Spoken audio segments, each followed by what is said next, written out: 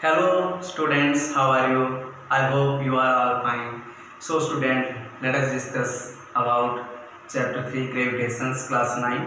So I hope you are all understand. Firstly, I would you like you are stay at home and all fine. So student, today I will have discuss about the topics mass and weights. Very important topic in our life. So firstly जो हमारा जो topic रहेगा वो हम discuss करेंगे आज मास और wait के बारे में, जो इस प्रकार से है. देखिए मास क्या होता है. सबसे पहले हम डिस्कस करेंगे मास के बारे में. सबसे पहले जो हम डिस्कस करने जा रहे हैं मास के बारे में डिस्कस करने जा रहे हैं. तो देखिए मास क्या होता है और वेट क्या होगा. मास मैं डेफिनेशन बता रहा हूँ आप लोगों को. ये डेफिनेशन आपको जरूरत पड़ेगी इसकी जब हम मास और वेट का डिफरेंस देखेंगे तब भी. तो देखिए mass the quantity of matter that contain in the body. भाई मास होता है क्या एक्चुअल में. मान लो मैं हूँ, कोई भी ऑब्जेक्ट है वो किस चीज़ की बनी हुई है, उसके अंदर क्या क्या मैटर है, कितना मैटर कंटेंस रख पाएगी, उसकी क्षमता कितनी है. तो उसके अंदर कितना जो ऑब्जेक्ट है मास है, ऑब्जेक्ट की एक तरह से हम कहें मैटर कितना है उस बॉडी के अंदर, वही एक्चुअली क्या होगा मास. उसी को हम क्या कहेंगे मास. The quantity of matter that contained in the body is called mass. Simply उसी को हम क्या कहेंगे mass. तो आप देखिए the quantity of matter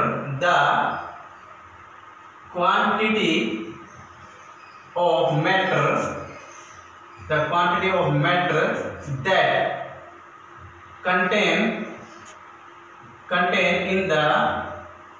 contain in the body is called mass of body. मास कि उस बॉडी में कितना मास है. The quantity of matter that contain in the body is called mass. Body के अंदर कितना मैटर कंटेन्स है, बॉडी के अंदर कितना मैटर है, यही क्या है मास. मैं हूँ, मेरे अंदर हड्डियाँ हैं, ब्लड है, वाटर है, यहाँ पे जो भी है सेल्स हैं, सभी चीज़ें मिला के जो मेरे अंदर है वो मास कहलाएंगे. वो क्या कहलाएगा मास. तो इसलिए कुछ बात करेंगे मास, क्योंकि सिर्फ एस आई यूनिट क्या होगी इसकी.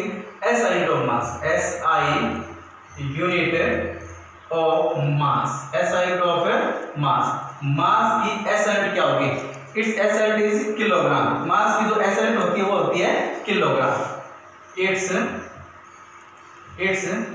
S I unit is kilogram. It's S I unit is kilogram. और उसको हम लिखते हैं केजी के अंदर. किलोग्राम किस में लिखेंगे, शॉर्ट फॉर्म में केजी में लिखेंगे हम किलोग्राम को. और बीम बैलेंस से हम इसको कैसे करते हैं. Beam balance is used for measuring mass. Beam balance is used to measure mass. Mass को मेजर करने के लिए हमें जिस इंस्ट्रूमेंट की जरूरत पड़ती है उसे कहते हैं बीम बैलेंस. तो बीम बैलेंस के द्वारा हम मास को मेजर करते हैं. बीम बैलेंस के द्वारा मास को मेजर करते हैं. और दूसरी बात it is scalar quantity. It is a scalar quantity. ये एक स्केलर क्वांटिटी होती है. स्केलर क्वांटिटी होती है ओनली मैग्नीट्यूड.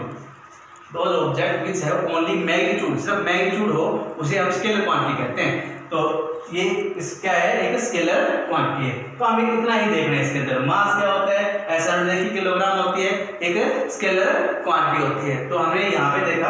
अब हम बात करेंगे वेट क्या होता है. अब हम बात करने जा रहे हैं वेट के बारे में कि वेट होता है क्या है, उसके बारे में देखेंगे.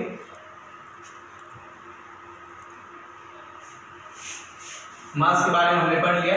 अब हम डिस्कस करेंगे वेट के बारे में. तो देखो वेट क्या होता है. सिंपली हम लोग वेट कहेंगे the force with which weight. इसमें हम देखेंगे the force with which a body is attacked by the earth. The force with which a body attacked by the earth. Earth के द्वारा एक फोर्स लगाया है, किसी भी ऑब्जेक्ट को अर्थ अपनी तरफ खींच रही है, तो वो उसका क्या कहलाएगा, वेट कहलाएगा सिंपली. तो हम इसमें कहेंगे the force with which a body.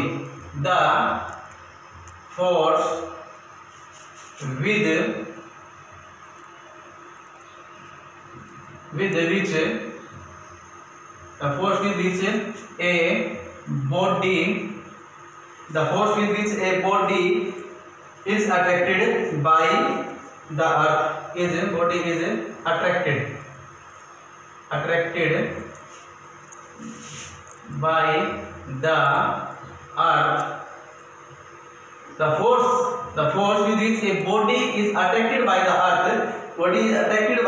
earth is known as weight of the body. Is known as weight of the body.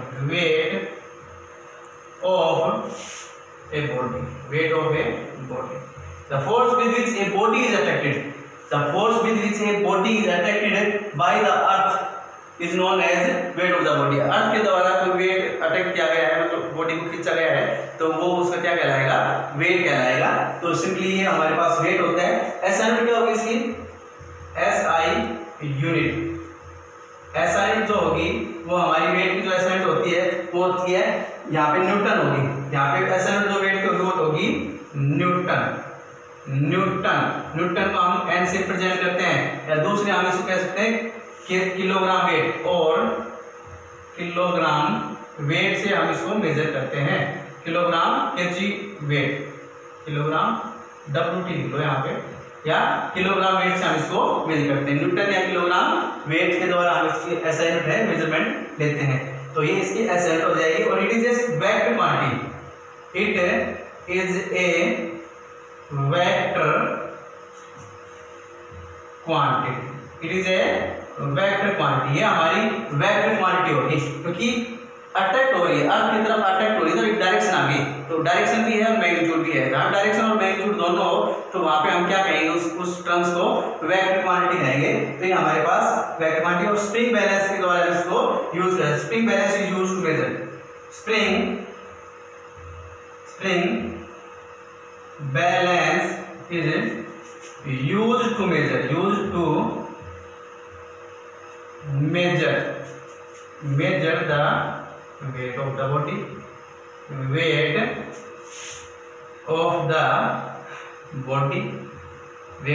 Spring balance के द्वारा हम वेट को मेजरमेंट करते हैं. और दूसरी बात हमने बताई थी आप लोगों को कि मास को किससे करते हैं?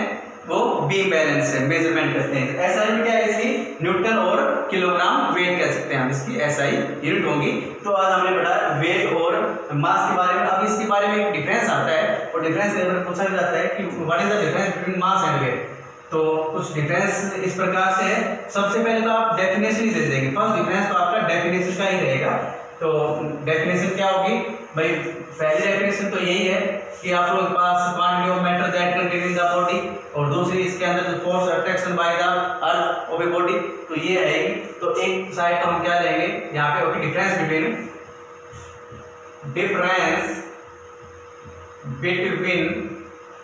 मास and weight. Difference between mass and weight. तो मास एंड वेट के अंदर एक डिफरेंस रहेगा, और इस प्रकार से हम इसको लिखेंगे. एक साइड हमने लिख लिया मास और दूसरी तरफ लिखा हमने वेट. एक साइड में हमने लिखा मास, दूसरी साइड में हमने लिखा वेट. तो सबसे पहले हम मास के बारे में डिस्कस करेंगे. पहली डेफिनेशन आ गई. उसके बाद मास इज ऑलवेज कांस्टेंट. मास क्या होता है? Mass is always constant of body. Constant mass कहीं भी चले जाओ, आप यहाँ हो, अर्थ के ऊपर हो तो भी मास, मान लो मेरा मास है 60 kg, तो यहाँ पे अर्थ पे हूँ तो भी मेरा मास 60 kg रहेगा. अगर मैं मून के ऊपर चला जाऊंगा तो भी मेरा मास 60 kg रहेगा. मैं अर्थ सरफेस के सेंटर में चला जाऊंगा तो भी मेरा मास 60 kg ही रहेगा. मेरा मास कभी भी चेंज नहीं होगा. मेरा क्या, यूनिवर्स के अंदर कोई भी ऑब्जेक्ट उसका मास उतना ही रहेगा जितना है. ठीक है, तो कोई भी वो ऑब्जेक्ट है उसका मास ऑलवेज क्या रहेगा? कांस्टेंट. बट इसके अंदर वेट के अंदर देखें तो change place to place. Weight of an object change place to place weight change होता रहता है. तो वेट के बारे में आपको लोग बताऊं कि हमारा यहाँ पे वेट मैंने बात की थी कि मेरा वेट यहाँ अर्थ सरफेस पे मेरा वेट है. मेरा वेट होता है मैं यही बात भूल गया.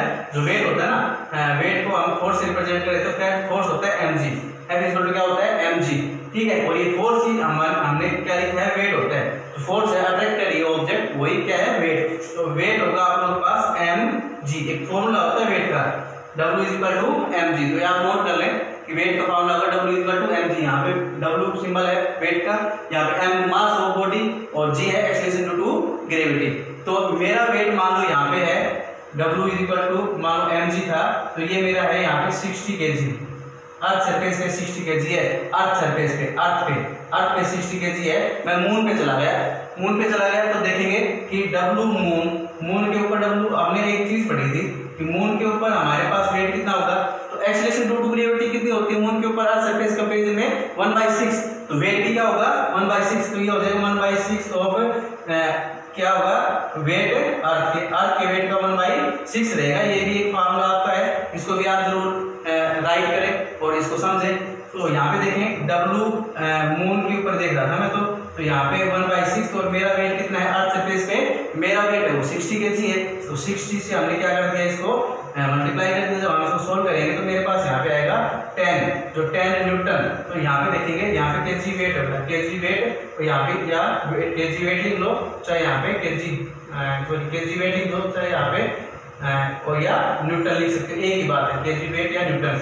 तो मेरा वेट यहाँ पे कितना था 60, और मून के ऊपर जो मेरा वेट होगा वो कितना होगा 10 न्यूटन होगा। तो आप नोट कर पा रहे हैं कि एक्सेलरेशन ड्यू टू ग्रेविटी हमारे पे वहाँ पे इंक्रीज हो रही है। तो यहाँ पे जो एक मेन जो रोल है वो यहाँ पे जी का है, वो यहाँ पे किसका है जी का, जबकि m तो हमारे पास quantity of matter that contain the body है ही, तो मास कभी भी जीरो नहीं होगा, सॉरी मास कभी भी चेंज नहीं होगा चाहे आप कहीं भी चले जाएं, बट वेट आपका जरूर चेंज हो जाएगा। आप इधर से उधर होंगे, मून से अर्थ पे आएंगे, अर्थ से और प्लैनेट्स पे चले जाएंगे तो वहाँ पे चेंज होगा क्योंकि जी चेंज हो रही है, ठीक है। तो ये बात जरूर नोट करें। इसमें ये बताया weight of an object change place to place, तो प्लेस टू प्लेस वेट जरूर चेंज हो रहा है, तो आप इस बात को जरूर नोट करें। इसके बाद सेकंड टर्म्स अगर हम देखें तो ये मास नेवर बी जीरो, मैंने अभी पहले बताया था यहाँ पे mass never be zero, mass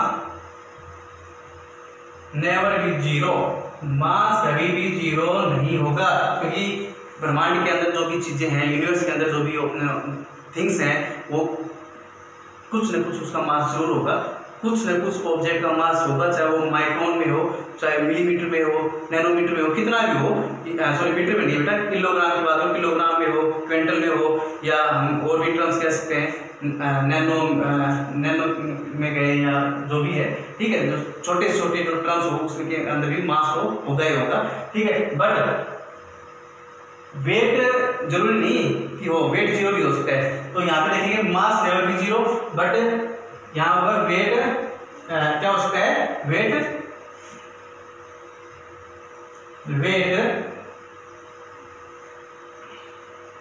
also take zero, mass never be zero but weight also take zero हो सकता है, ले सकते हैं हम, क्योंकि एक्सेलरेशन ड्यू टू ग्रेविटी अगर जी की वैल्यू जीरो हो गई, जी की वैल्यू जीरो होगी तो W इज इक्वल टू क्या होगा mg, और g हमारे पास जीरो है तो वेट क्या होगा जीरो, तो weight also take zero, weight measure weight क्या हो सकता है जीरो हो सकता है, can be zero, weight also can be zero. तो यहाँ पे देखो g की वैल्यू आपके दिमाग में क्वेश्चन आ रहा होगा कि वेट आपका जीरो कहाँ होगा, तो अर्थ है, अर्थ के सरफेस ये आपकी अर्थ है, और अर्थ के सेंटर के ऊपर जी की वैल्यू जीरो होती है, तो वहाँ पे वेट भी क्या होगा, किसी भी ऑब्जेक्ट का वेट यहाँ पे जीरो होगा। अर्थ सरफेस पे जी की वैल्यू जीरो होती है, वहाँ पे वेट भी जीरो ही रहेगा, तो ये आप लोग इसमें जरूर देखें, ठीक है। वेट आल्सो टेक जीरो हम ले सकते हैं, weight can be zero, weight can be zero, ठीक है।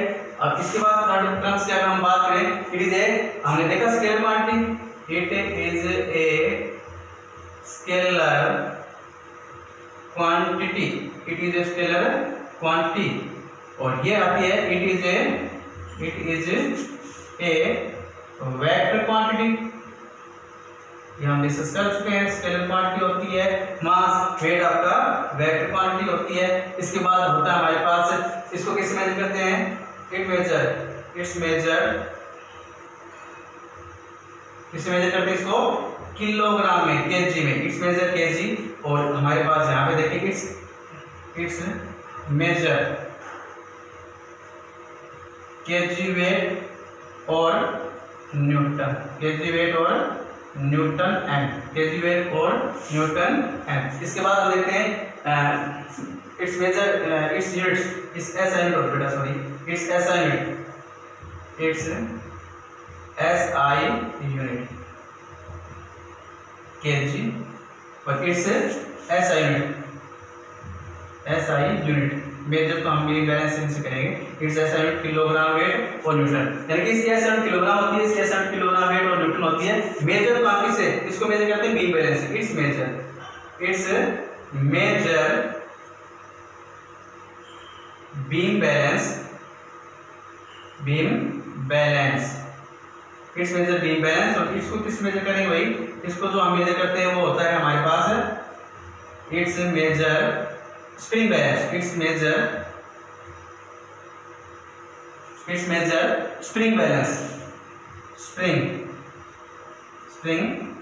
Balance, it's measure spring balance. इसको मेजर करते हैं बीम बैलेंस, इसको मेजर करते हैं स्प्रिंग बैलेंस। तो हमारे पास ये 5 पॉइंट निकल के आते हैं यहाँ पे, तो इन पॉइंट को ध्यान रखें।